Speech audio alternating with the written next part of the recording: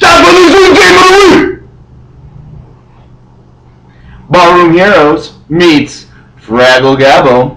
Ballroom Heroes coming in as surprising 2-0, and Gabbo escaped last week and comes into this matchup 1-1. We'll go inside the matchup and see who comes out the winner. Sorry, I had nothing else. Anyhow, we have Gabbo starting Stafford, who has been very slow off the gate, probably leading to Gabbo's woes here, averaging only 12 points a game. But he's a must start. I wouldn't freak out too much, especially last week going against 49ers defense. This week should be very rejuvenated as he goes against Tennessee. Look for him to have a giant breakout week. 28 points for Matthew Stafford. LaShawn McCoy going against Arizona. McCoy's only averaging 12.5 a game. He's going to struggle some more against Arizona. Right at his average, give him only 10 to 12. Stephen Ridley, he is averaging 15.5 points a game, and they're projecting him at 17 points against a Baltimore defense. What the fuck are you guys thinking at ESPN? Seriously? Maybe you guys need to start watching my fucking casts. Stupid. 17 points my ass. Give him 7. Jarvis Green-Ellis, still like him. He's only averaging 12.5, but going against a really crappy, I guess would be the nicest way to put it, Washington defense, especially losing 2 of their starters, and they're very good starters in Arakpo and there's Caricature. 16 points seems just about right for Cincinnati's Jarvis Green-Ellis. AJ Green, again, Washington, 13 points. Nope. Give me 17.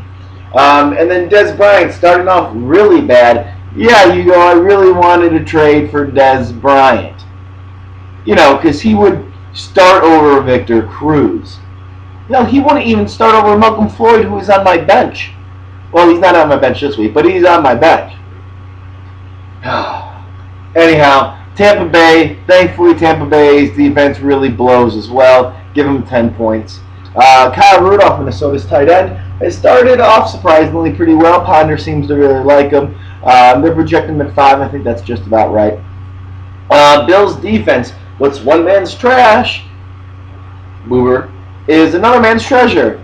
Gabbo, which is the real Buffalo's defense, the one that gave up so many points in week 1, or the very good 18-point team that came out last week? I think it's somewhere towards week 1. But going against the Cleveland offense, they're saying 6. I actually say only 3 points. Brandon Whedon's going to tear that bitch apart. And kicker going against Chicago, you got to like him. They're projecting him at 13. I think 9 is more likely. Barroom Heroes, Michael Vick. He's a turnover machine, and he's still averaging 18.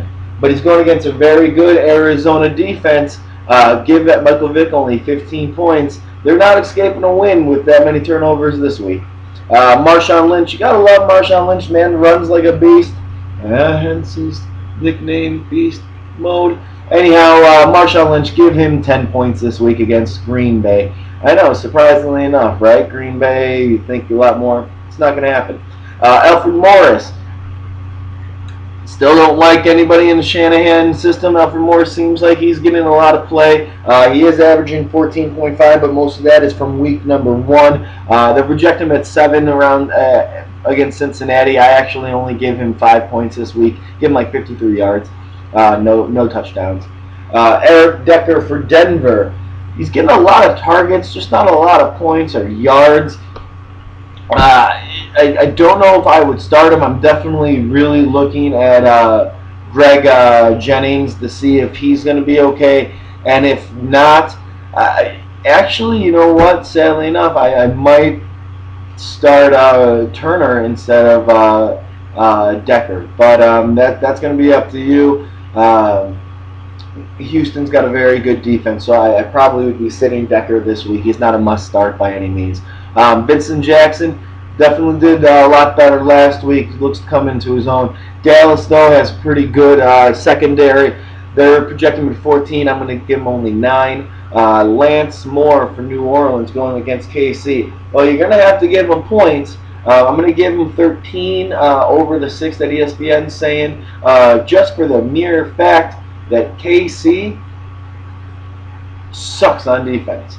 It depends, obviously, if Flowers comes back and all their starters come back. But at the moment, they're not very well. And since New Orleans' defense sucks so bad, they're going to be throwing it a hell of a lot. Brandon Pettigrew for Detroit, not a good week last week, but that was with against the 49ers. Did get the touchdown. That kind of saved it, but that was a give me at the end, not like it matters. But going against Tennessee, like I said, Stafford's going to have a big day.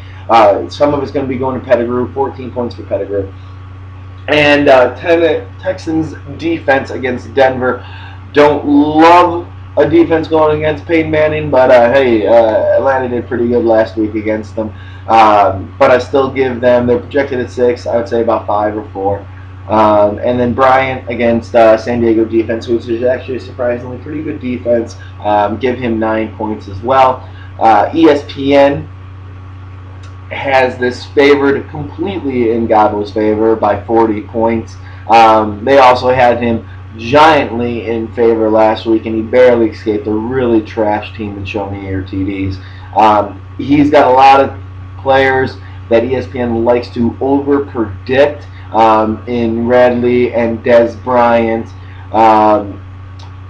McCoy against that. It's just not going to happen. He's not putting up 121 points. I'm saying he's going to probably score in the 90s. Barroom Heroes is going to score in the 90s. I'm going to actually go with Barroom Heroes to go 3-0 and pull a massive upset, saying 97 to 95 Barroom Heroes. Prove me wrong, prove me right. Please prove me right. Anyhow, guys, good luck in your game of the week, and I'll be looking forward to saying how right I was in the week 3 recap. Good luck, guys. Bye.